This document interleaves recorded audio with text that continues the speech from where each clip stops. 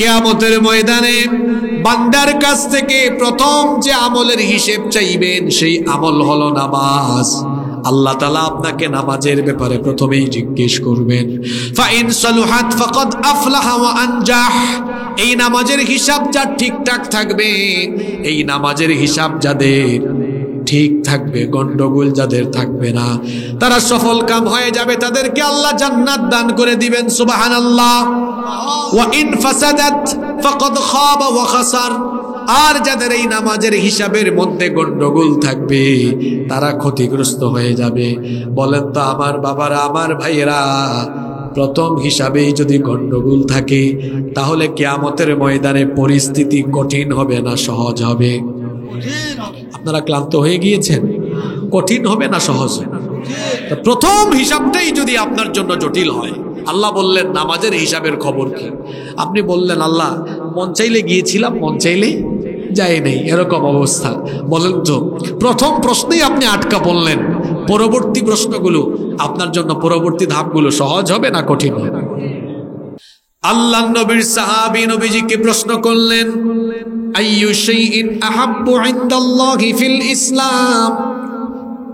আল্লাহর কাছে ইসলামের মধ্যে সবচাইতে পছন্দের কাজ, সবচাইতে ভালো কাজ কোনটা? আল্লাহর রাসূল তখন বললেন, আস-সালাতু লিওয়াক্তিহা। ওয়াক্ত মতো, সময় মতো নামাজ আদায় করা, এটি হচ্ছে আল্লাহর কাছে সবচাইতে পছন্দের কাজ। সুবহানাল্লাহ। আল্লাহর নবী আরো বললেন, ওয়া মান তারাকাস সালাতা ফালা দীনা লাহু ওয়াস সালাতু ইমাদুদ্দিন। যে ব্যক্তি সালাত ত্যাগ করলো, সে যেন দিন ত্যাগ করলো। যার মধ্যে সালাত নাই, তার মধ্যে দিনদারিতা নাই।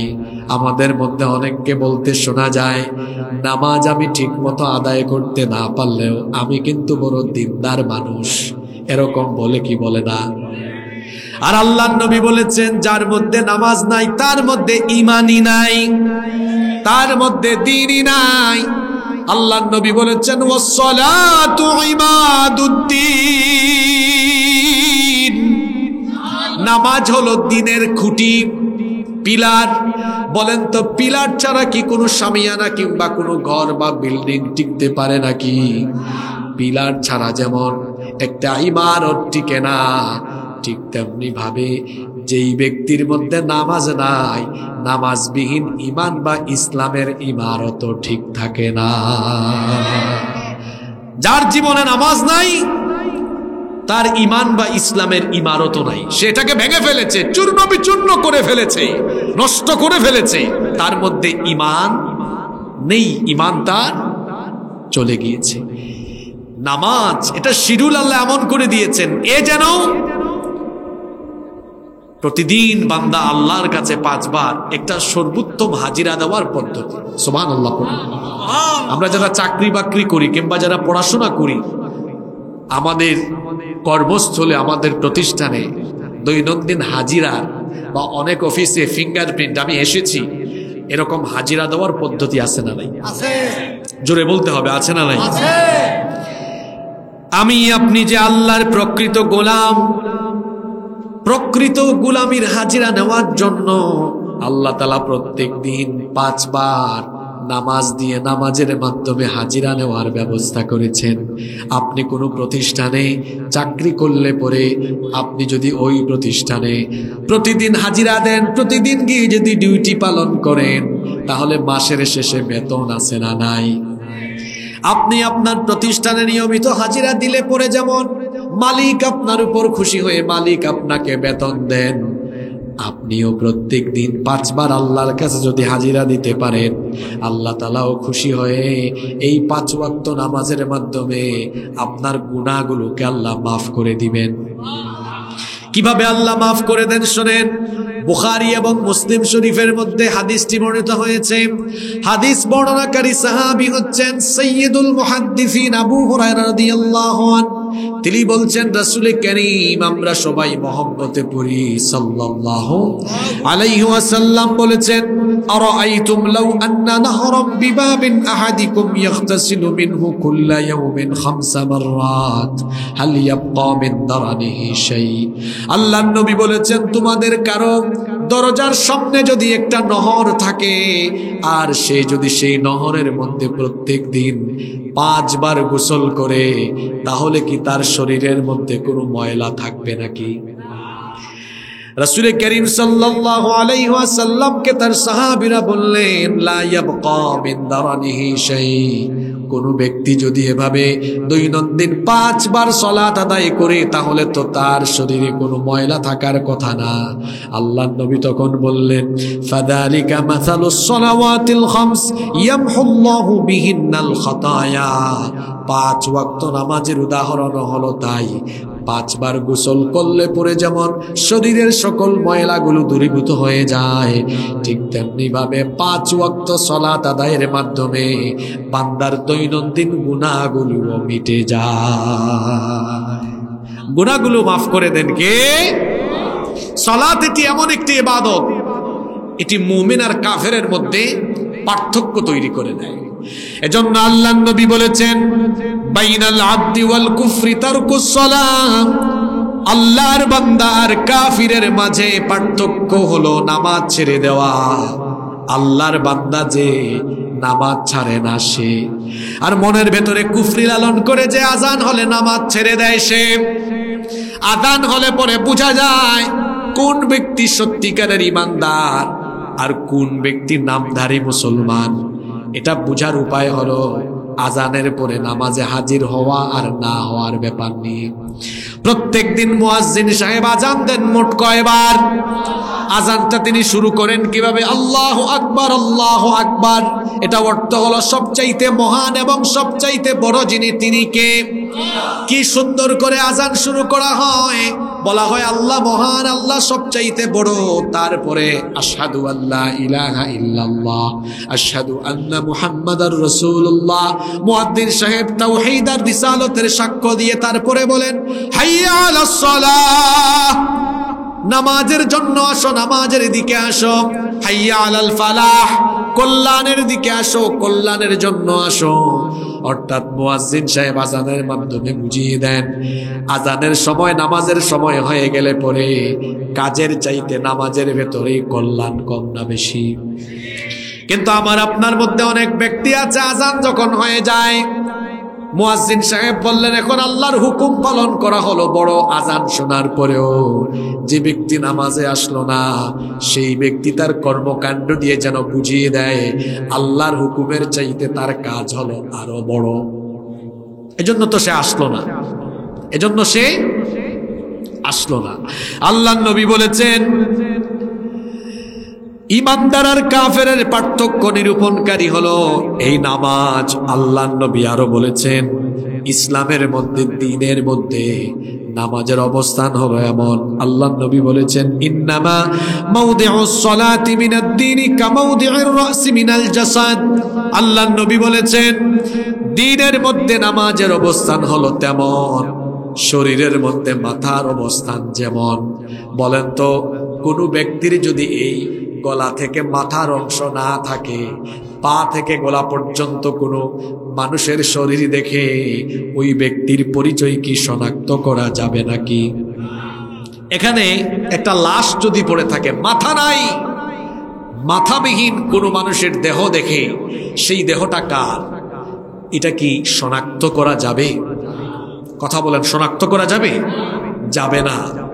মাথা ছাড়া যেমন দেহ দিয়ে ব্যক্তির পরিচয় শনাক্ত করা যায় না, ইসলামের ইবাদতের মগজ হলো, জোরে বলেন, নামাজ বাদ দিয়ে সবকিছু পালন করে, এমনকি ইসলামী আন্দোলন করেও একদম মাঠে ময়দানে সরব থাকলেও নামাজ নাই, ওই ব্যক্তির কোনো মূল্য আল্লাহর কাছে, আল্লাহর কাছে সবচাইতে দামি ইবাদতের নাম হলো, সম্মানিত বগুড়াবাসী, নামাজ ব্যতীত ইসলামের যত ইবাদত আছে, সকল ইবাদত এবং ইসলামের সকল বিধিবিধান আল্লাহ তাআলা এই দুনিয়াতে জিবরিলের মারফতে দিয়েছেন। একমাত্র ইবাদত হলো নামাজ, যেটা আল্লাহ এই দুনিয়ায় নয়, এটা আল্লাহ গিফট করেছেন 7 আসমান পাড়ি দিয়ে, ধুলির ধরা পাড়ি দিয়ে, সিদরাতুল মুনতাহা ভেদ করে মেরাজের রাতে আল্লাহ তার হাবিবকে তার কাছে নিয়ে তারপরে সালাত নামক এই ইবাদত আমাদেরকে গিফট করেছেন। সুবহানাল্লাহ। সব কিছু ফরজ করা হয়েছে কোথায়? দুনিয়ায়। বলেন কোথায়? আর নামাজ? জোরে বলেন, নামাজ কোথায়? নামাজ ফরজ করা হয়েছে উপরে, মেরাজের রাতে। তার মানে বোঝা গেল ইসলামের সবচেয়ে দামি ইবাদতের নাম কি? আজ এই নামাজের ব্যাপারে আমরা কত উদাসীন। এখানে এত মানুষ হয়েছে, এশার নামাজে মসজিদে কয়জন মানুষ ছিল আল্লাহ আলাম, ফজরের নামাজে কয়জন মানুষ ছিল আল্লাহ আলাম, আগামীকাল ফজরে কয়জন হবে আল্লাহ আলাম। এখন কিন্তু আমাদের মসজিদগুলো খুব সুন্দর, চাকচিক্যময় সুন্দর। এখন প্রতিটি এলাকায় এলাকায়, পাড়ায় মহল্লায় মসজিদ সুন্দর কম না বেশি? এটাও কিন্তু কিয়ামতের একটা আলামত। আখিরি জামানায় মসজিদগুলো হবে চাকচিক্যময়, কিন্তু মসজিদগুলো হবে যত সুন্দর, মুসল্লিগুলো হবে তার চেয়ে বেশি অসুন্দর। বলেন এই পরিস্থিতি বর্তমানে আছে না নাই? আল্লাহ নবী বলেছেন ইয়াতি আলান নাসি জামান, খুব শীঘ্রই মানুষের উপরে এমন একটি জামানা, এমন একটি যুগ আবির্ভূত হবে, কিয়ামতের আগে এমন একটা সময় আসবে, তখন দেখা যাবে মাসাজিদুহুম আমিরা, মসজিদগুলো হয়ে যাবে চাকচিক্যময়, মসজিদগুলো হয়ে যাবে সুন্দর। কোটি কোটি টাকা খরচ করে মানুষ মসজিদ নির্মাণ করবে, কিন্তু কোটি কোটি টাকা দিয়ে বানানো মসজিদের ভেতরের অবস্থা হবে এমন, ওয়াহিয়া খারাবুম মিনাল হুদা, মসজিদগুলো হবে প্রকৃতপক্ষে হেদায়াত শূন্য। এটা বিভিন্নভাবে হেদায়াত শূন্য হবে, কারণ মসজিদ পরিচালনার ভেতরে গন্ডগোল থাকবে। দেখা যাবে মডেল মসজিদ হবে, কিন্তু মডেল ইমাম সাহেব পাওয়া যাবে। মডেল ইমাম নাই বলে তো আপনি দেখেন না, জাতীয় মসজিদের খতিব সাহেব সরকার পতনের সাথে, সরকার পালানোর সাথে উনিও পালিয়ে গিয়েছেন। কথা বুঝেন নাই আপনারা? তাহলে বোঝা গেল দুষ্টুমি মসজিদের ভেতরেও ঢুকে নাই। মসজিদের ভেতরে কেমনে দুষ্টুমি ঢুকেছে আপনাদেরকে বুঝাই। আল্লাহ নবী বলেছেন লা তাকুমুস সাআহ, ততদিন পর্যন্ত কিয়ামত হবে না, হাত্তা ইয়াতাবাহান নাসু ফিল মাসাজিদ, যতদিন না মসজিদের ভেতরে মসজিদ নিয়ে মানুষ প্রতিযোগিতা না করে, মসজিদ নিয়ে মানুষ বড়াই করবে যে আমার এলাকায় এত কোটি টাকা দামের মসজিদ আছে, আরেকজন বলবে আপনার চাইতে আরো বেশি টাকা খরচ করে আমরা মসজিদ বানিয়েছি। এরকম বড়াই আরম্ভ হবে। শুধু তাই নয়, আল্লাহর নবী আলো বলেছেন ইন্না মিন আশরাতিস সাআহ উলুউন আহলুল ফিসকি ফিল মাসাজিদ, নবীজি বলেছেন কিয়ামতের একটা আলামত হলো মসজিদের ভেতরে আল্লাহওয়ালা ব্যক্তিদের গলার আওয়াজের চাইতে ফাসিক ফুজ্জারদের গলার আওয়াজ বড় হয়ে যাবে। বাংলাদেশের মসজিদগুলোর ভেতরে গিয়ে দেখেন ইমাম সাহেবের গলার আওয়াজের চাইতে এলাকার টাটকা সুদখোর, ঘুষখোর, চোর, ডাকাত আর দুর্নীতিবাজদের গলার আওয়াজ অনেক বড়। এলাকায় যার সুদের টাকা বেশি, ঘুষের টাকা বেশি, যার বংশ বড়, সে হয় মসজিদ কমিটির সভাপতি, সে হয় মসজিদ কমিটির সেক্রেটারি। তাহলে আল্লাহ নবী যে বলেছেন শেষ জামানায় মসজিদ হবে সুন্দর, কিন্তু ওয়াহিয়া খারাবুম মিনাল হুদা, মসজিদগুলো হবে হেদায়াত শূন্য। আজ সেই কথাগুলোর বাস্তবতা আছে না নাই? জোরে বলতে হবে, আছে না নাই? আল্লাহ নবীর সময়ে মসজিদ ছিল কাঁচা, কিন্তু মুসল্লি ছিল পাকা। আল্লাহ নবীর মসজিদ কি আমাদের মসজিদের মতো এরকম বিল্ডিং ছিল নাকি? আল্লাহ নবীর মসজিদটা ছিল কেমন শোনেন, উপরে ছিল খেজুর পাতার ছাউনি আর নিচে ছিল মরুভূমির বালি। তারা যখন সাজদায় যেতেন, নাকে আর কপালে, হাতে পায়ে মরুভূমির বালি লেগে যেত। সামান্য একটু বৃষ্টি হলে পরে তাদের নাকে কপালে এবং অঙ্গ প্রত্যঙ্গে কাদা লেগে যেত। আমাদের মসজিদগুলোতে গিয়ে দেখেন দামি দামি কার্পেট আছে, উপরে ফ্যান আছে, এসি আছে, মসজিদগুলো হয়েছে এখন পাকা, কিন্তু মুসল্লির অভাবে মসজিদ হয়ে গিয়েছে ফাঁকা। আর আল্লাহর নবীর মসজিদ ছিল কাঁচা, কিন্তু মুসল্লি ছিল পাকা। কথা ঠিক না বেঠিক? এখন আমাদের এলাকার মসজিদগুলোতে মুসল্লি হয়েছে মোট 5 প্রকারের। প্রতিটি এলাকায় মুসল্লি পাওয়া যায় মোট কয় প্রকারের? 5 প্রকার। জোরে বলেন কয় প্রকার? এবার আপনি নিজেকে মিলায় নেন তো, আপনি কোন প্রকারে আছেন? 1 নাম্বার হলো সাপ্তাহিক মুসল্লি, যারা শুধু জুমার দিনে মসজিদে যায়, জুমার দিনে নামাজে যায়, অন্য কোনো ওয়াক্তে অন্য কোনো দিনে তাদেরকে নামাজে দেখা যায় না। এই ধরনের মুসল্লি, এই প্রকারের মুসল্লি আমাদের শিবগঞ্জে নাই।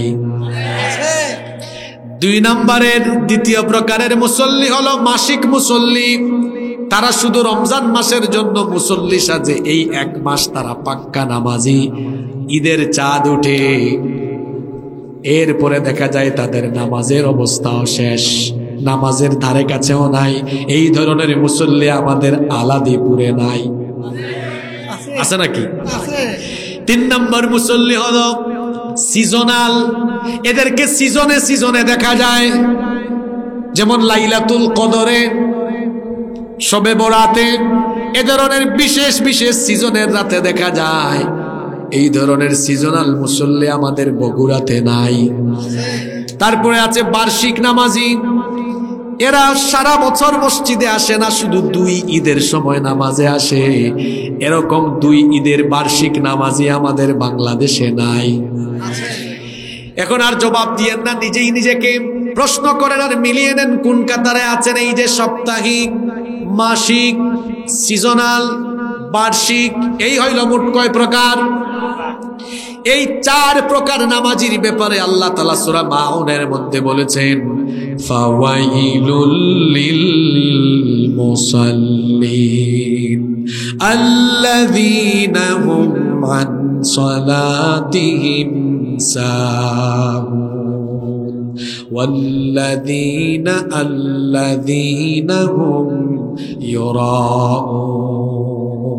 ফাওয়াইলুল লিল মুসাল্লিন, অতঃপর ধ্বংস নামাজীদের জন্য। আচ্ছা, নামাজ আদায় করলে মানুষ ধ্বংস হয় না সফল হয়? আল্লাহ বলেছেন ধ্বংস নামাজীদের জন্য। আমরা প্রশ্ন করলাম, আল্লাহ এটা কোন নামাজি? আল্লাহ পরের আয়াতে বলছেন আল্লাযীনা হুম আন সালাতিহিম সাহুন, যারা তাদের নামাজ সম্পর্কে উদাসীন, গাফেল, বেখবর, ইচ্ছে হলে যায়, ইচ্ছে হলে যায় না। আল্লাযীনা হুম ইউরাউন, যারা মানুষ দেখাবার জন্য যায়। সপ্তাহে যারা নামাজে যায় এরা মানুষ দেখাবার জন্য যায়। যারা রমজান মাসে মুসল্লি সাজে, মানুষ দেখাবার জন্য সাজে। যারা সিজনাল আর বার্ষিক হয়, এরাও মানুষ দেখাবার জন্য সাজে। আপনি বলবেন হুজুর, তাইলে রিয়েল অথেন্টিক নামাজি কারা? রিয়েল এবং অথেন্টিক নামাজি হলো তারা আল্লাহকে ভয় করে দৈনন্দিন 5 ওয়াক্ত নামাজে হাজির হয়ে যায়। যারা অথেন্টিক নামাজি হলো তারা। আল্লাহ তাআলা তাদের পরিচয় কোরআনে কারিমে দিচ্ছেন, ওয়াস্তাঈনু বিস-সাবরি ওয়াস-সালাহ ওয়া ইন্নাহা লাকাবীরাতুন ইল্লা আলাল খাশিঈন। ধৈর্য এবং নামাজের মাধ্যমে আল্লাহর কাছে সাহায্য চাও। নিশ্চয়ই নামাজ এটা বড় কঠিন দায়িত্ব, কঠিন কাজ, কিন্তু 1 শ্রেণীর মানুষের জন্য এটা কঠিন নয়। আমরা আল্লাহর কাছে জানতে চাইলাম, আল্লাহ সেই শ্রেণী কারা, তাদের পরিচয় কি? আল্লাহ তাআলা বললেন তাদের পরিচয় হলো আল্লাযীনা ইয়াযুন্নুনা আন্নাহুম মুলাকু রাব্বিহিম ওয়া আন্নাহুম ইলাইহি রাজিউন। যারা ধারণা করে, যারা এই কথা মনে করে আমাদেরকে আমাদের রবের দরবারে একদিন হাজির হতে হবে, তার কাছে সকল জিনিসের হিসাব দিতে হবে, এই ভয় অন্তরে ধারণ করে যারা প্রকৃতপক্ষে আসল নামাজি হলো তারা। 5 ওয়াক্ত আজান হলেই এরা কোথায় চলে যায়? এদের সম্পর্কে আল্লাহ বলছেন, রেগুলার নামাজীদের ব্যাপারে আল্লাহ বলেছেন, কদ আফলাহাল মুমিনুন আল্লাযীনা হুম ফি সালাতিহিম খাশিউন, অবশ্যই সফল হয়েছে মুমিনরা। কোন সব মুমিনরা? আল্লাযীনা হুম ফি সালাতিহিম খাশিউন, যারা তাদের নামাজের মধ্যে খুশু অবলম্বন করে। এরপরে আল্লাহ আরো কয়েকটি গুণ বর্ণনা করে বললেন, ওয়াল্লাযীনা হুম আলা সালাওয়াতিহিম ইউহাফিজুন, আর যারা তাদের নামাজের হেফাজত করে। এরপরে আল্লাহ তাআলা বললেন, উলাইকা হুমুল ওয়ারিসুন আল্লাযীনা ইয়ারিসুনাল ফিরদাউসা হুম ফিহা খালিদুন। এই 5 ওয়াক্তের নামাজি হলো তারা মরার পরে জান্নাতুল ফেরদাউসের ওয়ারিস হয়ে যাবে যারা। তাহলে যাদের জন্য আল্লাহ জান্নাতুল ফেরদাউস রেখেছেন, এরা কি অনিয়মিত না নিয়মিত নামাজ? জোরে বলতে হবে, অনিয়মিত না নিয়মিত? না আপনারা হবেন কোনটা, নিয়মিত না অনিয়মিত? ইসলামের সবচেয়ে বড় ইবাদতের নাম কি? জোরে বলেন, সবচেয়ে বড় ইবাদতের নাম কি? এক ব্যক্তি সারা রাত ওয়াজ শুনে গেল আর সকালবেলা ফজরের নামাজ কাজা করল। আর আরেক ব্যক্তি মাহফিল শুনেছে, ফজরের নামাজ আদায় করেছে। কোন ব্যক্তি উত্তম? কোন ব্যক্তি উত্তম? এক ব্যক্তি প্রতিদিন ওয়াজ মাহফিলে যায়, আরেক ব্যক্তি যখন পড়ে তখন যায়, কিন্তু নামাজের আজান হলে পরে নামাজ মিস দেয়। কোন ব্যক্তি উত্তম? জোরে বলেন, কোন ব্যক্তি উত্তম? আচ্ছা, নামাজ যদি ইসলামের সবচাইতে শ্রেষ্ঠ ইবাদত হয়, তাহলে এই ইবাদতে যারা গাফেল থাকবে এদের শাস্তি হবে কম না বেশি? জোরে বলেন, কম না বেশি? একদিন আমরা ময়দানে মাহশরে, হাসরের ময়দানে একত্রিত হব, এ ব্যাপারে আমাদের দিলের ভেতরে কি কোনো সন্দেহ আছে? আপনাদের কোনো সন্দেহ আছে? হাসরের ময়দানে আমরা একত্রিত হওয়ার পরে আল্লাহ সেদিন বিচার করবেন। আল্লাহ তাআলার বিচার আর দুনিয়াতে মানুষের বিচার কি একরকম? আমরা মাঝে মাঝে বিচার করি না? আমাদের বিচারের মধ্যে অবিচার হওয়ার সম্ভাবনা আছে। আমরা বিচারের মধ্যে মাঝে মাঝে প্রহসন করি, নিরপরাধীকে অপরাধী বানিয়ে ফাঁসির কাস্টে ঝুলাইয়া মেরে ফেলি, আর অপরাধীকে আমরা জামিন দিয়ে জেলখানার বাহিরে বের করে দিই। আপনারা দেখেন নাই কোরআনের পাখি শহীদ আল্লামা দেলোয়ার হোসেন সাঈদীকে এই নিরপরাধ ব্যক্তিকে অপরাধী বানিয়ে তারা শহীদ করে ফেলেছে। যুদ্ধাপরাধ, মানবতা বিরোধী নাটক মঞ্চস্থ করেছে, যাতে করে কোরআনের পাখিকে মানুষ থেকে বিচ্ছিন্ন করে দেওয়া যায়। কিন্তু আপনারা বলেন, এত অপবাদ, এত কিছুর পরেও তার প্রতি মানুষের ভালোবাসা কমেছে না বেড়েছে? বরং যারা তাকে জনগণ থেকে বিচ্ছিন্ন করতে চেয়েছিল, তারা নিজেরাই জনবিচ্ছিন্ন হয়ে তাদের মামু বাড়ি দিল্লিতে তারা পালিয়ে গিয়েছে। সম্মানিত ভাইয়েরা, আল্লাহর বিচারের মধ্যে কোনো দুই নাম্বারই। ওয়ালা ইয়াযলিমু রাব্বুকা আহাদা, তোমার রব কারো উপরে জুলুম করেন, আল্লাহর বিচার শুরু হবে। সেদিন আল্লাহ দুই রকমের বিচার করবেন। কয় রকমের বিচার? একটা হলো হাক্কুল্লাহ, আল্লাহর হক, আরেকটা হলো হাক্কুল ইবাদ, বান্দার হক। প্রথমে আল্লাহর হকের বিচার আরম্ভ হবে। আল্লাহর হকের বিচার আরম্ভ করবেন আল্লাহ তাআলা নামাজ দিয়ে। বলেন, আল্লাহর হকের বিচার আল্লাহ শুরু করবেন কি দিয়ে?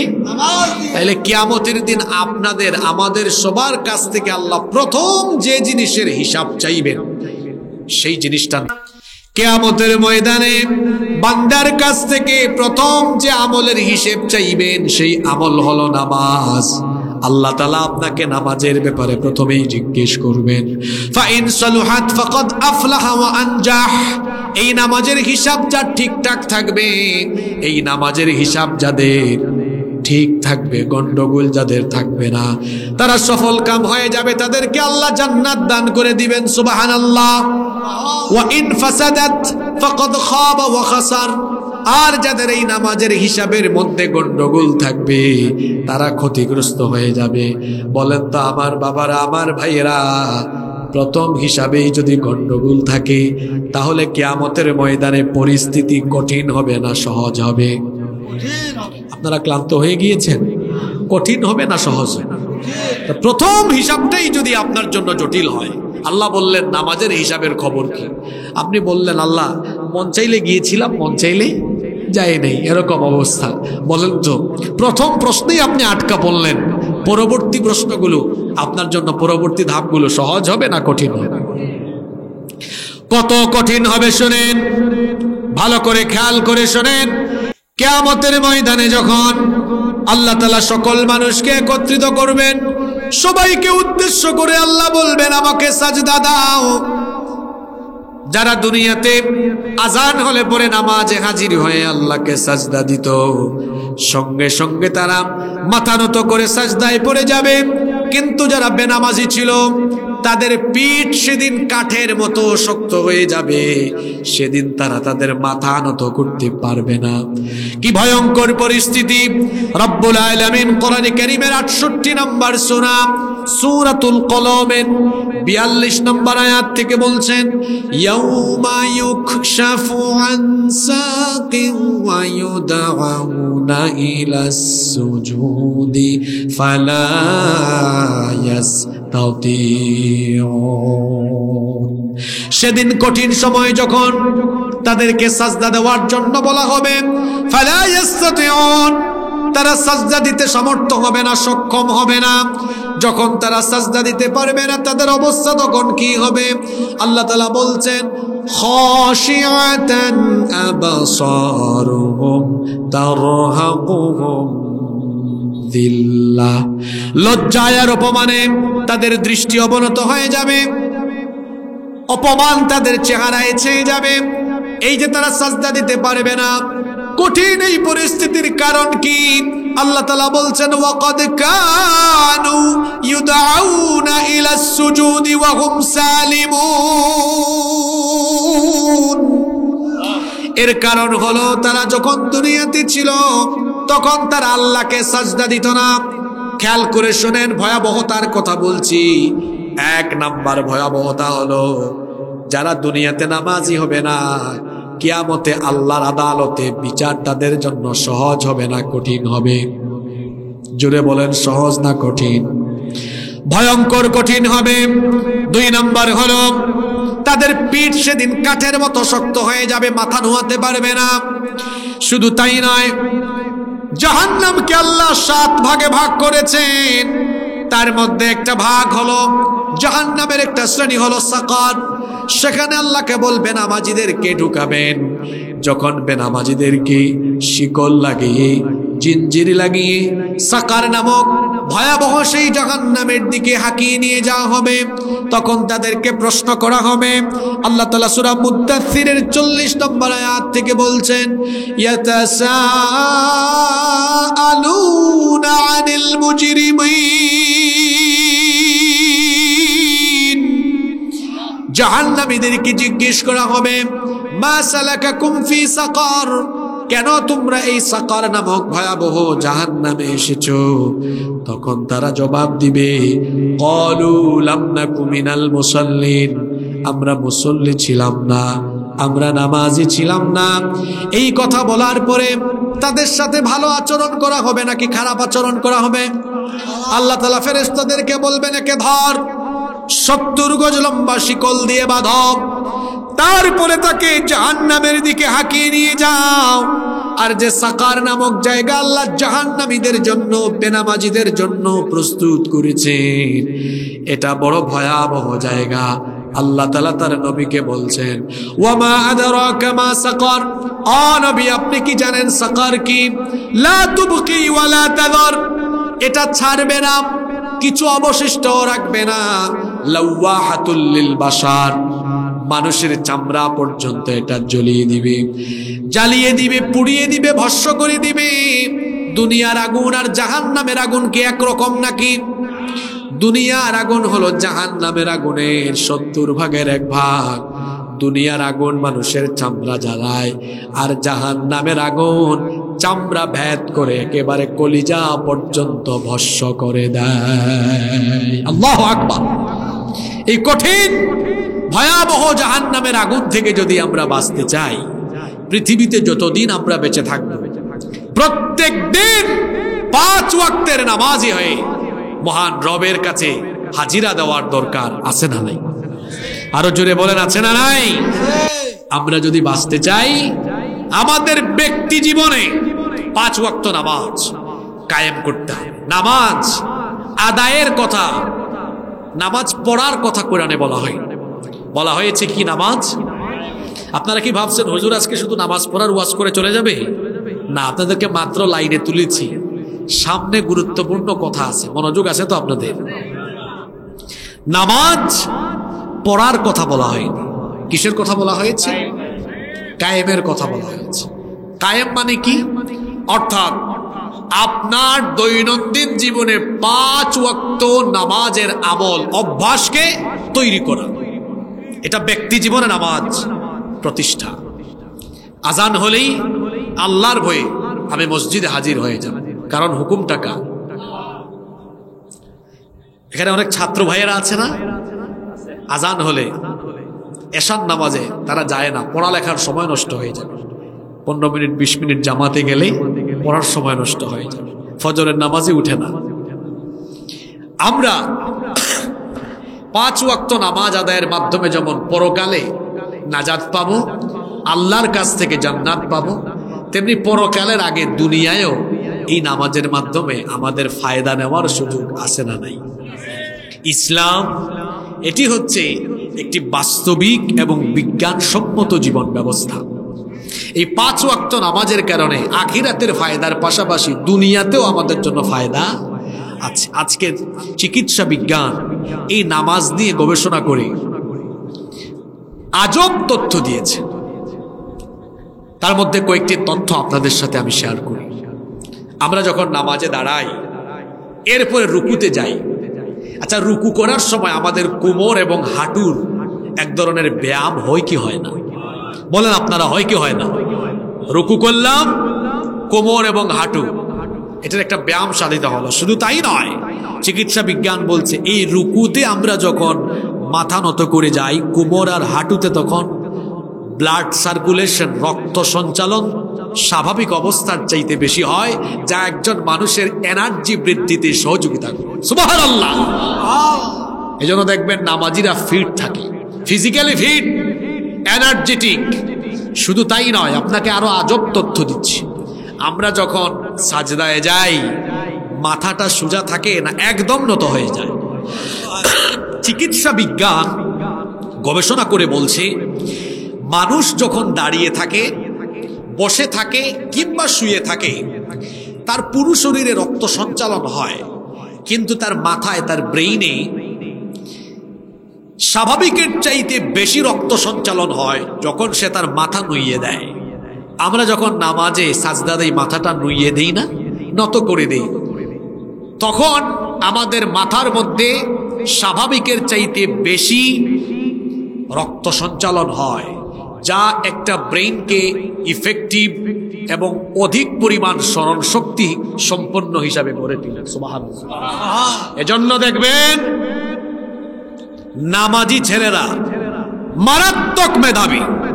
আমার হাফিজি মাদ্রাসার ছেলেদের দিকে তাকান, দেখেন আমি বিজ্ঞানের গবেষণা দিয়ে কথাগুলো আপনাদেরকে বুঝিয়ে দিচ্ছি। আমার হাতে আপনারা কিতাব দেখছেন, এটার নাম কি? এদিকে তাকান, গুরুত্বপূর্ণ তথ্য এখন থেকে যাবে, মনোযোগ দিয়ে শুনেন। কলেজে, স্কুলে, মাদ্রাসায়, ইউনিভার্সিটিতে ছাত্রছাত্রীদের প্রত্যেকটা ক্লাসে তাদের অনেকগুলো বই আছে না? জোরে বলেন, আছে কিনা? যে কোনো ছাত্রকে আপনারা ডেকে বলবেন, আচ্ছা তোমার যে এতগুলো বই আছে, তোমার এই যে কোনো বই থেকে, এতগুলো বই থেকে যে কোনো একটা বইয়ের একদম প্রথম পৃষ্ঠা থেকে শেষ পৃষ্ঠা পর্যন্ত তুমি কি মুখস্থ শোনাতে পারবে? আপনারা কি মনে করেন? জি, মাদ্রাসার ছাত্রও পারবে না, স্কুলেরও না, কলেজেরও না, ইউনিভার্সিটিরও কি মনে হয় পারবে? ওরা তো খালি সাজেশন খুঁজে, কোনটা 90%, 95% আর 99%। হাফেজি মাদ্রাসার 7-8 বছরের বাচ্চার কাছে যান, গিয়ে বলেন, বাবা তুমি কি এই কোরআন আমাকে শুরু থেকে শেষ পর্যন্ত শোনাতে পারবে? কি মনে হয়? সে দাওয়াত দিবে আসিয়েন রমজানের প্রথম তারাবিতে। প্রথম তারাবিতে দাঁড়াবেন, আমি প্রথম পৃষ্ঠা থেকে শুরু করব, শেষ তারাবিতে শেষ পৃষ্ঠা শোনায়া পুরো কোরআন আপনাকে শোনায়া দেব। সুবহানাল্লাহ, এত আসতে বললেন। এই বাচ্চারা এত মেধাবী কি করে হলো? প্রত্যেকটা হাফেজি মাদ্রাসায় যান, শিবগঞ্জের, আলাদিপুরের, বগুড়ার প্রত্যেকটা মাদ্রাসায় গিয়ে দেখেন, হাফেজি মাদ্রাসার উস্তাদদেরকে জিজ্ঞেস করে দেখেন, হাফেজি মাদ্রাসার ছাত্রদেরকে ফজরের অনেক আগে ঘুম থেকে উঠতে হয়, দিন শুরু করে মাথা নত করে দিয়ে, সাজদা দিয়ে। তার মাথার মধ্যে তখন স্বাভাবিকের চাইতে বেশি রক্ত সঞ্চালন হচ্ছে, যা একটা স্বাস্থ্যকর, ইফেক্টিভ এবং অধিক স্মরণ শক্তি সম্পন্ন ব্রেইনের জন্য অত্যন্ত কার্যকর।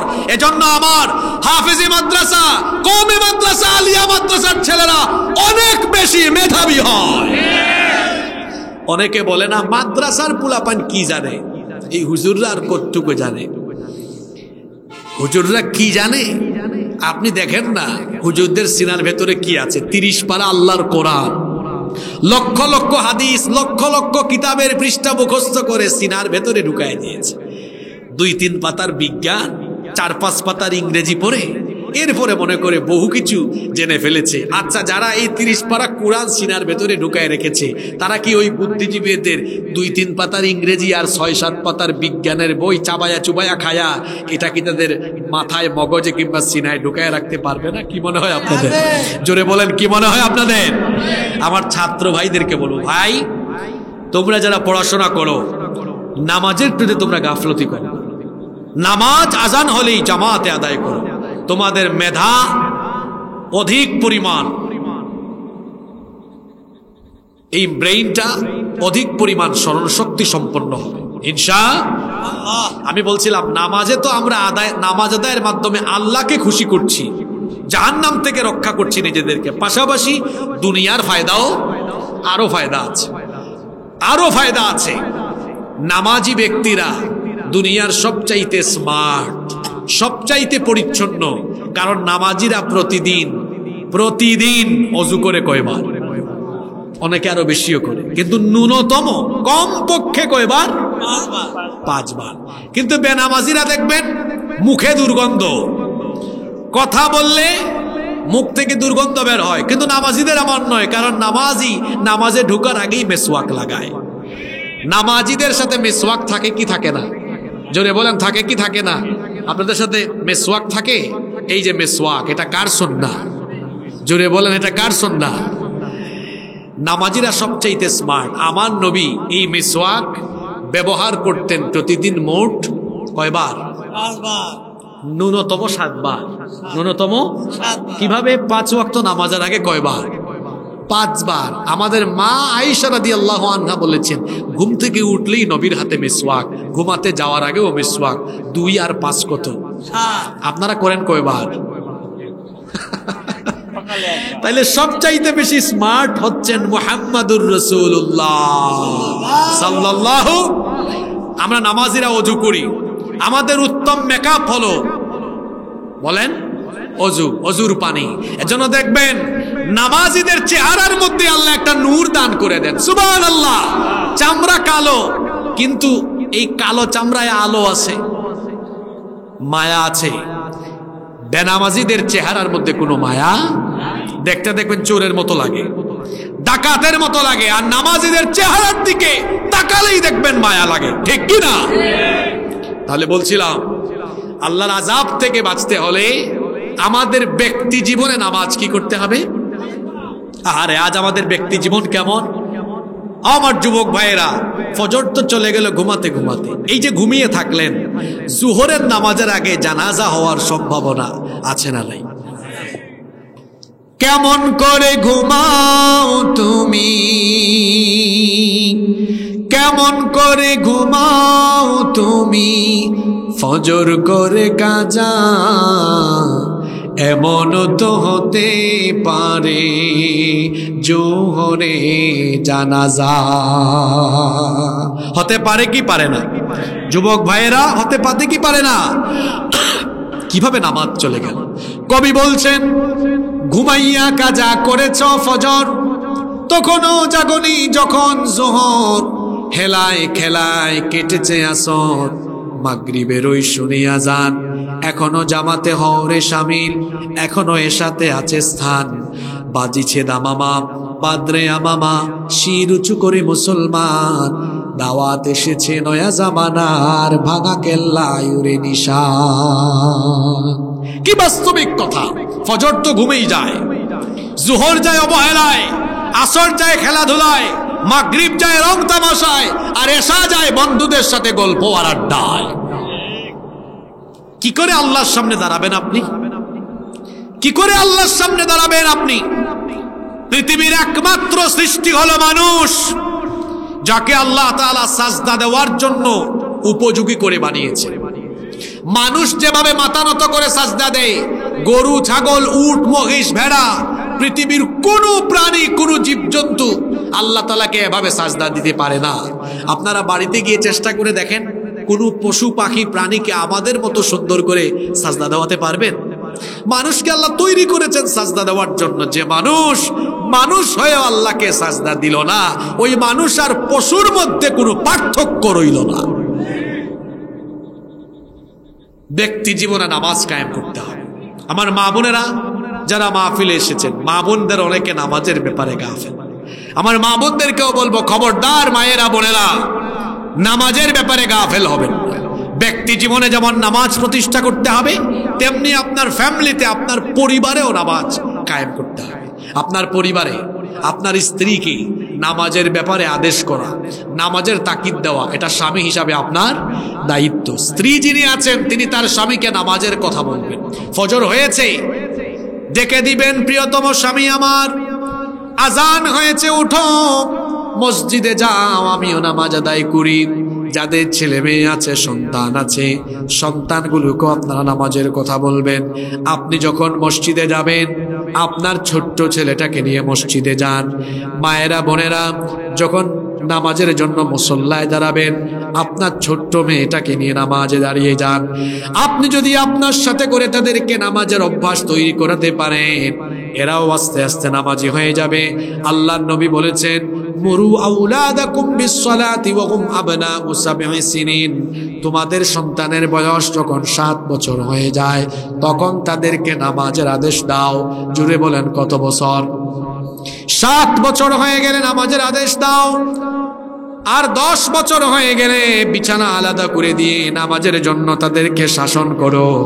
কিন্তু দুঃখজনক ব্যাপার হলো, আমরা নিজেরাও যেমন বেনামাজি, সন্তানগুলোকে আমরা বানিয়ে যাচ্ছি বেনামাজি।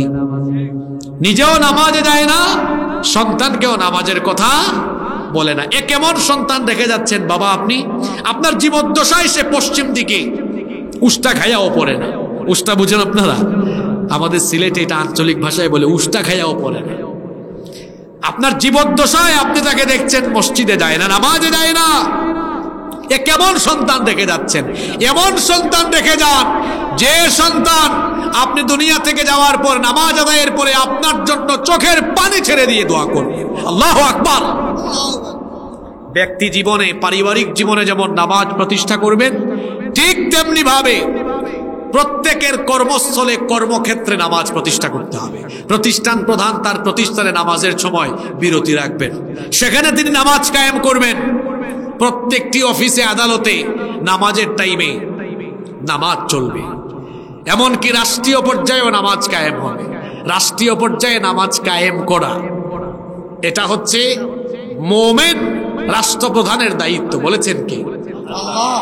আল্লাযীনা ইম্মাক্কান্নাহুম ফিল আরদি আকামুস সালাতা ওয়া আতাউজ যাকাতা ওয়া আমারু বিল মা'রুফি ওয়া নাহাউ আনিল মুনকার ওয়ালিল্লাহি আকিবাতুল উমুর।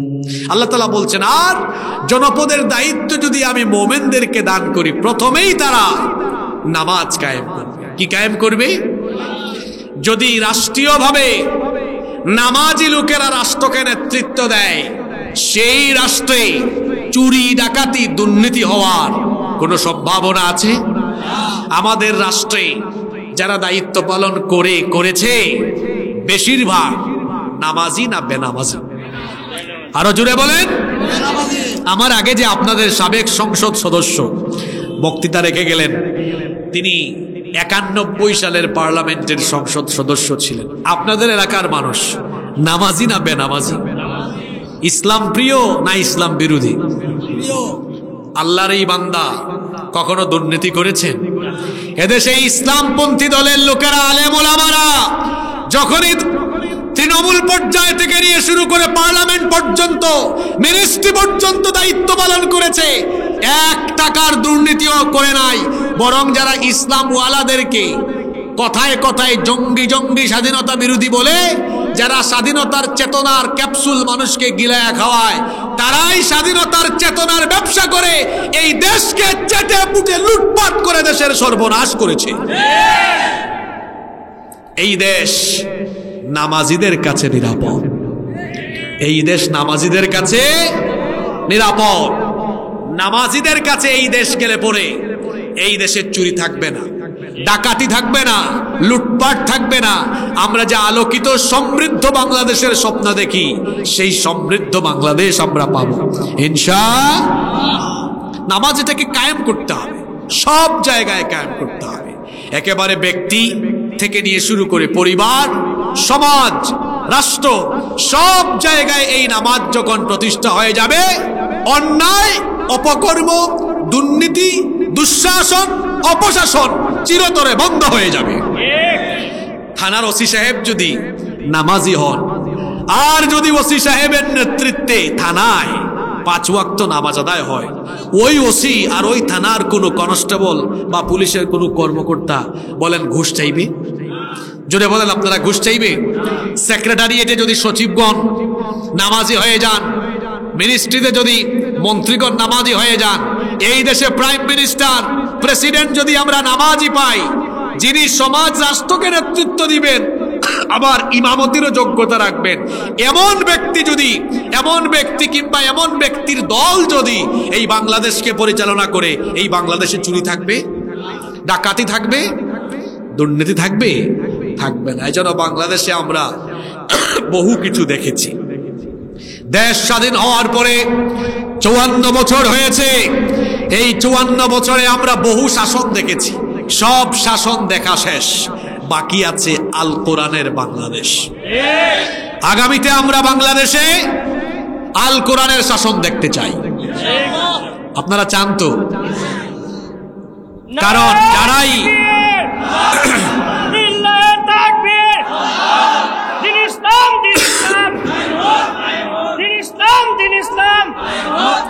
আপনারা দেখেছেন গত 54 বছর ধরে দেশের মানুষের ভাগ্য উন্নয়নের কথা বলে যারাই যখন এদেশের দায়িত্ব নিয়েছে, তারা জনগণের ভাগ্য উন্নয়নের পরিবর্তে তারা নিজের ভাগ্যের উন্নয়ন করেছে।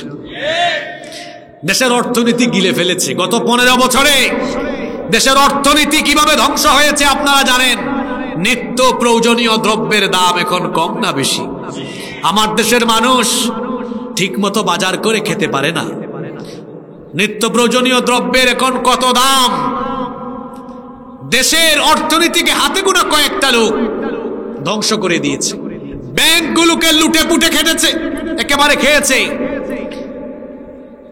এক ব্যক্তি তো দেশের অর্থনীতি এত বেশি খেয়েছে, এই চোর দেশ থেকে যখন পালিয়ে যাচ্ছিল তখন একেবারে সাফা চাট দাড়ি টাড়ি কামাইয়া বিদায় নিচ্ছিল।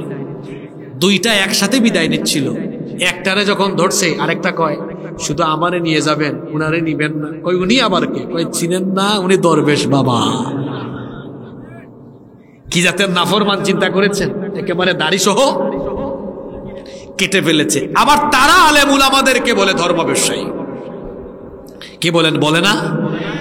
সত্যিকারের ধর্ম ব্যবসায়ী তো হলো তারা যারা ইলেকশনের আগে মাথায় টুপি দেয়, মাথায় পট্টি বাঁধে, মুসল্লিদের সাথে মত বিনিময় করে, আবার ইলেকশনের পরে মুসল্লিদেরকে পিটায়, আলেম উলামাদের সাথে বেয়াদবি করে, আলেমদেরকে জেলখানায় ভরে, রাষ্ট্রধর্ম ইসলাম বাতিলের ষড়যন্ত্র করে, ইসলামী রাজনীতি নিষিদ্ধ করে। তারাই সত্যিকারের ধর্ম ব্যবসায়ী। কি নাফরমান চিন্তা করেছেন, দাড়ি টাড়ি কেটে তারপরে বিদায় নিচ্ছিল। দেখছেন তো আপনারা, এরা গত 15 বছরে আলেম ওলামাদেরকে অনেক অসম্মান করেছে। আলেম ওলামাদেরকে অসম্মান করে দড়ি দিয়ে বেঁধে যখন তারা আদালত চত্বরে তুলতো, আদালতে থাকা মানুষগুলো আলেম ওলামাদেরকে দেখে চোখের পানি ছাড়তো আর সালাম দিত, সম্মান করত। আমি কি কথা ভুল বলেছি? আর এরা যখন আদালতে উঠে, মানুষ তখন ডিম আর জুতা দিয়ে মেহমানদারি করে।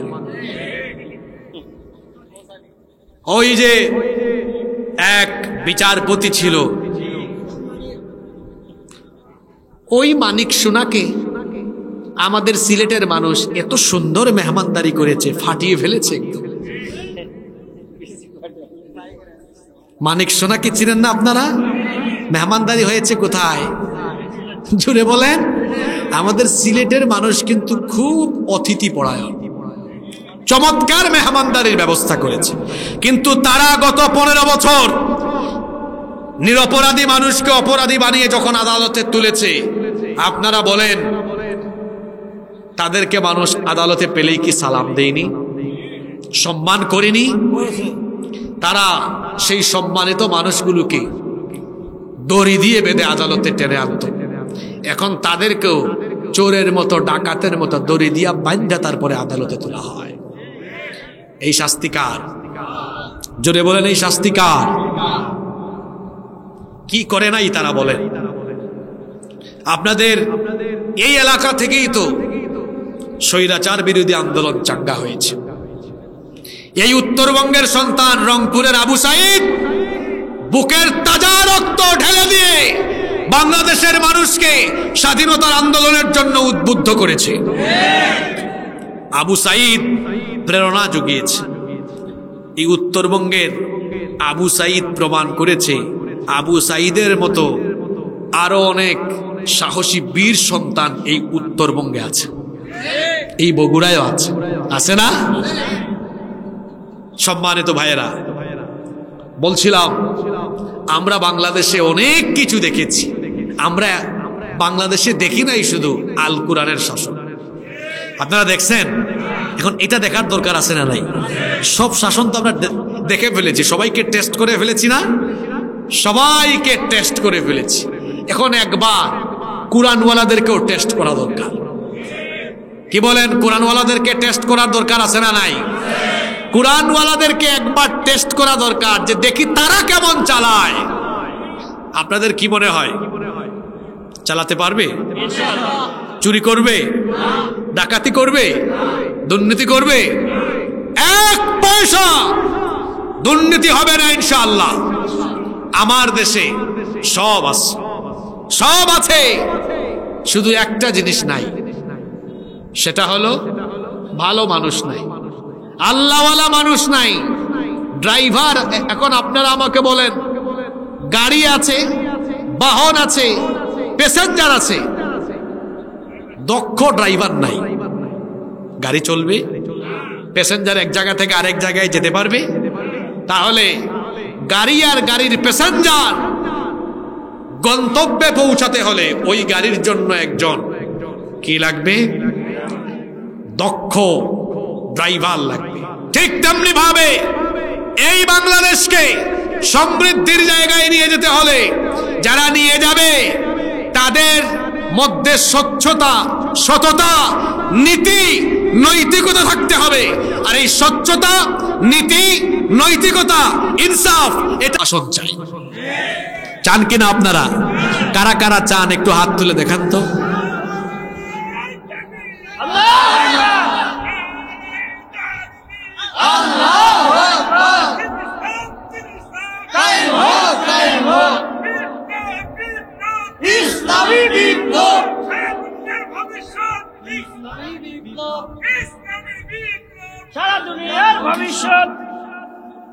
আপনি তো সুন্দর স্লোগান দিয়েছেন, কিন্তু শ্রোতারা তো পরের লাইন পারেন, আপনি শিখাই দেন, এটা আবার দেন স্লোগান। মাশাআল্লাহ। আমি বগুড়ায় আসলে আমার বড় ভালো লাগে। আমি গত 5-6 বছর ধরে আমি মাহফিলে বগুড়াতে টাইম দিই সবচেয়ে বেশি। আমি স্বাভাবিকভাবে আপনারা দেখবেন, ইউটিউবেও দেখবেন 60 মিনিট 65 মিনিট কথা বলি, কিন্তু বগুড়াতে আমার গত কয়েক বছরের রেকর্ড হলো, এখানে আসলে আমার এই সুন্নত ঠিক থাকে না, এখানে আমি লম্বা চোরা কথা বলি। কারণ আমি এই বগুড়ার মানুষকে দেখেছি অত্যন্ত নম্রভদ্র, মনোযোগী, সুশৃঙ্খল এবং নীরব পরিবেশে বসে তারা আলোচনা শুনেন। আলহামদুলিল্লাহ। যদিও আজকে প্রথম দিকে একটু বিশৃঙ্খলা হয়ে গিয়েছে আমাদের এই ভাইয়ের কারণে, আমরা তার জন্য দোয়া করছি আল্লাহ যেন তাকে হেদায়াত দান করে, নইলে প্রথম থেকে আরো সুন্দর পরিবেশ থাকতো। আলহামদুলিল্লাহ।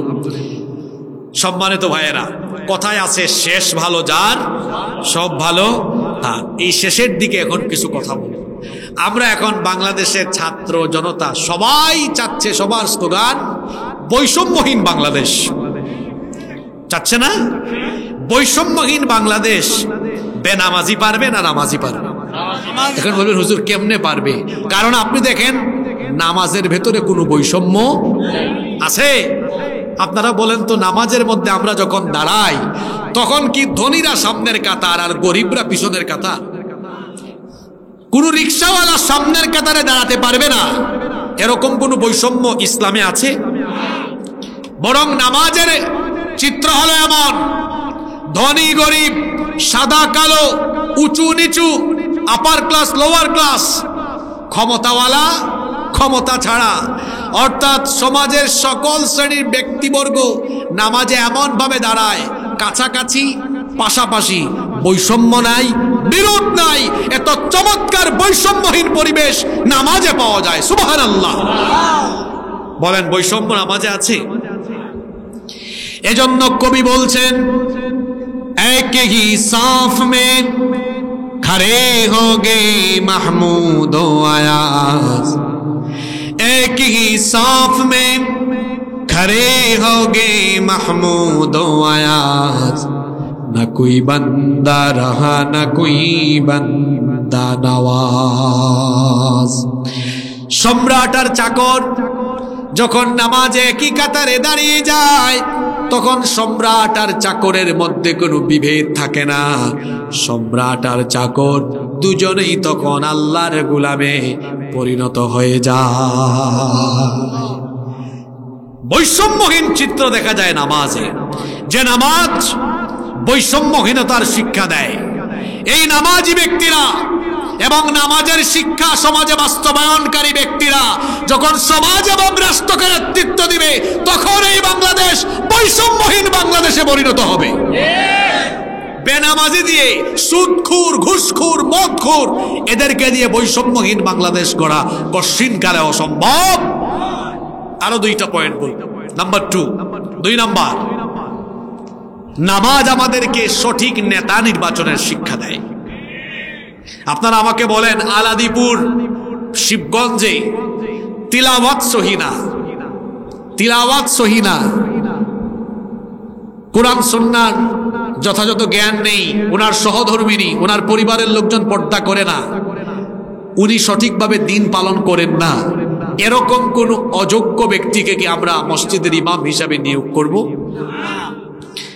মসজিদের ইমাম নিয়োগের বেলায় আমরা যেভাবে সচেতনতা অবলম্বন করি, আমরা যদি আমাদের সমাজের তৃণমূল থেকে নিয়ে শুরু করে সর্বোচ্চ লেভেল পর্যন্ত প্রত্যেকটি সেক্টরে এভাবে আমরা দেখে দেখে সৎ, যোগ্য, চরিত্রবান, আল্লাহওয়ালা মানুষগুলোকে দায়িত্ব দিতাম, তাহলে এই বাংলাদেশ এতদিনে বদলে যেত। সুতরাং এই নামাজ আদায় করে, কায়েম করে শুধু জাহান্নামের আগুন থেকে নিজেকে বাঁচালে চলবে না, বরং নামাজের শিক্ষা সমাজে প্রতিফলিত করতে হবে।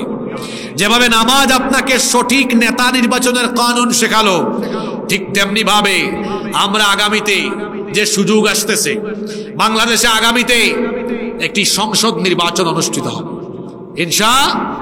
সেই সংসদ নির্বাচনে আমরা কুরআনওয়ালা, আল্লাহওয়ালা, সৎ, আমানতদার লোকদেরকে আমরা ওই পার্লামেন্টে পাঠাবো ইনশাআল্লাহ। পার্লামেন্টে যদি কোরআনওয়ালা মানুষ থাকে তাহলে এই বাংলাদেশেও কোরআনের আলো জ্বলে উঠবে ইনশাআল্লাহ। আমরা ওয়াজ করে যা বন্ধ করতে পারবো না, ক্ষমতা দিয়ে তা বন্ধ করে দেওয়া কিভাবে সম্ভব? মনে করেন আজ বাংলাদেশের গ্রামে গ্রামে ওয়াজ মাহফিল, সব বক্তারা প্রত্যেক গ্রামে মাহফিলে একই রকমের বিষয় নিয়ে গেলেন, সবাই গিয়ে বললেন আজ থেকে বাংলাদেশে যৌতুক বন্ধ, বাংলাদেশে আজ থেকে চাঁদাবাজি বন্ধ। ওয়াজ করে কুরআন হাদিসের উদ্ধৃতি দিয়ে যদি সারা দেশের 68,000 গ্রামে একসাথে এই বয়ান চলে, আপনাদের কি মনে হয় আগামীকাল থেকে চাঁদাবাজি চুরি ডাকাতি বন্ধ হয়ে যাবে? জোরে বলেন, বন্ধ হয়ে যাবে? ওই জায়গা পার্লামেন্ট, সেখানে যদি কুরআনওয়ালা লোকেরা দাঁড়িয়ে তারপরে সংসদে আইন পাশ করতে পারে এই দেশে চুরি ডাকাতি করলে পরে এই শাস্তি, আজ থেকে চুরি ডাকাতি চলবে না, অন্যায় চলবে না, রাহাজানি চলবে না, অবিচার চলবে না, জুলুম চলবে না, যৌতুক চলবে না, সারা রাত 68,000 গ্রামে মাহফিল করে যা বন্ধ করা যাবে না, পার্লামেন্টের এক অধিবেশনে আইন করে বাংলাদেশে তা বন্ধ করে দেওয়া সম্ভব হবে। এজন্য কোরআনকে শুধু ওয়াজ মাহফিলের মঞ্চে রাখলে হবে না, পার্লামেন্ট, সেক্রেটারিয়েট, বঙ্গভবনে যেদিন কোরআন আর কোরআনওয়ালা লোকদেরকে পাঠানো যাবে সেই দিন বাংলাদেশকে চোর ডাকাত মুক্ত করা যাবে। আল্লাহর আইন চাই, সব লোকের শাসন চাই, আল্লাহর আইন চাই, সব লোকের শাসন চাই, আল্লাহর আইন চাই। আমরা করেছিটা কি? আমরা কোরআনওয়ালাদেরকে মসজিদে মাদ্রাসায় রেখে দিয়ে আর চোর ডাকাতদেরকে আমরা দেশের গুরুত্বপূর্ণ জায়গাগুলোতে পাঠিয়ে দিয়েছি। অবশ্য এই ক্ষেত্রে শুধু দোষ আপনাদের না, আমাদের আলেম ওলামা এবং ইসলাম পন্থীরাও জনসম্পৃক্ত অনেক কম। জনসম্পৃক্ত হতে হবে, মানুষের সাথে মিশতে হবে, কোরআনের সৌন্দর্য, ইসলামের সৌন্দর্য মানুষকে বুঝাতে হবে। এমনকি মুসলমানদের বাহিরে অমুসলিমদেরকেও ইসলামী অনুশাসনের সৌন্দর্য বুঝাতে হবে, কোরআনের শাসনের সৌন্দর্য বুঝাতে হবে। তারা এই বিষয়টা জানে না যে কোরআনের শাসন, ইসলামের শাসন কায়েম হলে পরে অমুসলিমরাও সুখে থাকবে, আরামে থাকবে, শান্তিতে থাকবে। কারণ ইসলামী রাষ্ট্র অমুসলিম নাগরিকদের জানমালের নিরাপত্তার বিধান নিশ্চিত করে। এটা আমাদেরকে বুঝাতে হবে। যদি এটা বুঝাতে আমরা সক্ষম হই, জুলাই আগস্টে বাংলাদেশে কোনো ইসলামী বিপ্লব হয়নি, এটা হয়েছে গণবিপ্লব। আমরা যদি এখন ঘরে ঘরে আল্লাহর দ্বীনের দাওয়াত নিয়ে ছড়িয়ে পড়তে পারি, অচিরেই বাংলাদেশে একটি ইসলামী বিপ্লব, ইসলামী গণজোয়ার সৃষ্টি হবে, যার ফলে এই বাংলাদেশে আল্লাহর কোরআনের রাজ কায়েম হবে ইনশাআল্লাহ। এজন্য কি করতে হবে? এজন্য আমাদেরকে এই নিয়ামতপূর্ণ সময় কাজে লাগিয়ে ঘরে ঘরে, বাড়িতে বাড়িতে, এলাকায় এলাকায়, পাড়ায় পাড়ায় আল্লাহর দ্বীনের দাওয়াত নিয়ে পৌঁছে যেতে হবে। প্রত্যেকটি এলাকাকে, প্রত্যেকটি গ্রামকে ইসলামী আন্দোলনের দুর্গে পরিণত করতে হবে। পারবো ইনশাআল্লাহ? আল্লাহ আমাদেরকে কবুল করে। 3 এবং সর্বশেষ পয়েন্ট আজকের, এই নামাজ আমাদেরকে কোরআনময় শাসনের শিক্ষা দিচ্ছে। বলেন তো আপনারা, নামাজে আমরা কয়টা কিতাব থেকে তেলাওয়াত করি? জোরে বলেন, কয়টা? সেই কিতাবের নাম কি? কেউ যদি নামাজে দাঁড়িয়ে বুখারী শরীফ থেকে পড়ে, আল্লাহু আকবার। عن أبي هريرة رضي الله عنه قال قال رسول الله صلى الله عليه وسلم। পিছন থেকে লোকমা আসবে না যে হুজুর পাগল হয়ে গেছে নাকি, নামাজে দাঁড়িয়ে পড়তে হয় কি? এখান থেকে কি শিক্ষা নিলেন?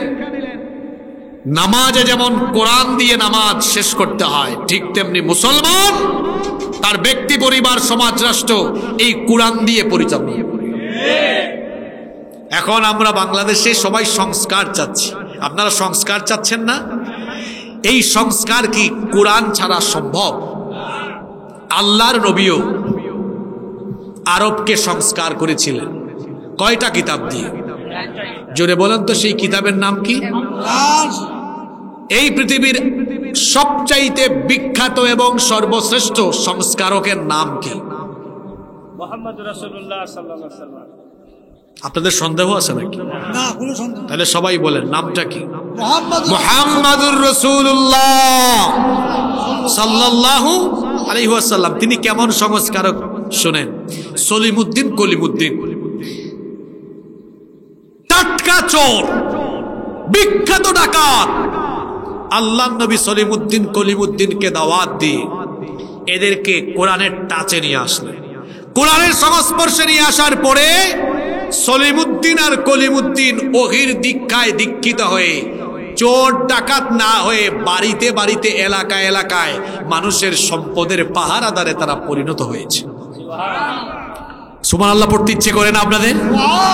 তাহলে দেখি বলেন, আল্লাহর নবী রাষ্ট্র সংস্কার করেছেন আগে না সমাজের মানুষ সংস্কার করেছেন আগে?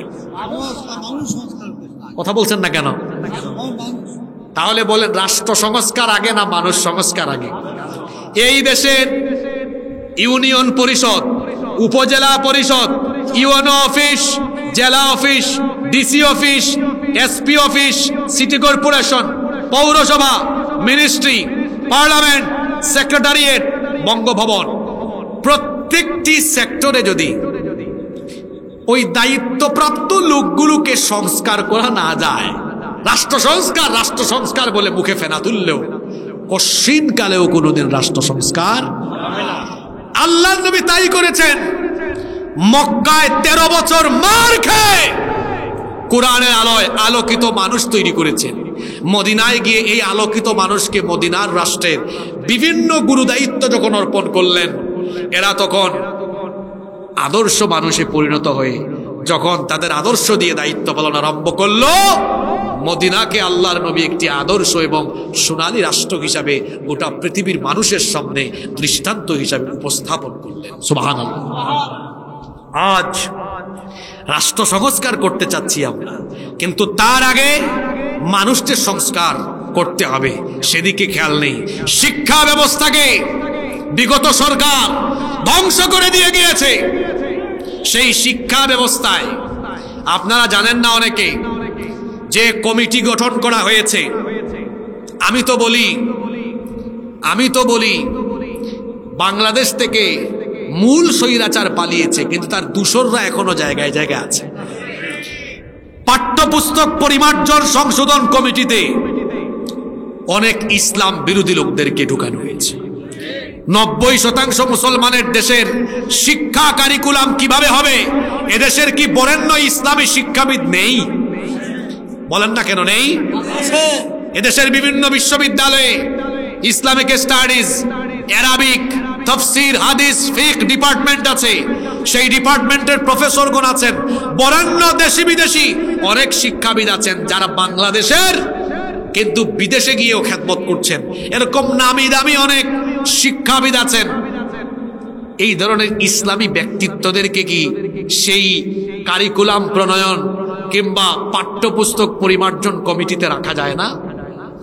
আমরা ইউনূস সাহেবের সরকারকে বলেছি, হ্যাঁ আপনার ভালো কাজে যেমন সহযোগিতা করব, তেমনি যেখানেই কোনো অসঙ্গতি হবে সেখানেই আমরা আপনার সেই অসঙ্গতিগুলো তুলে ধরব।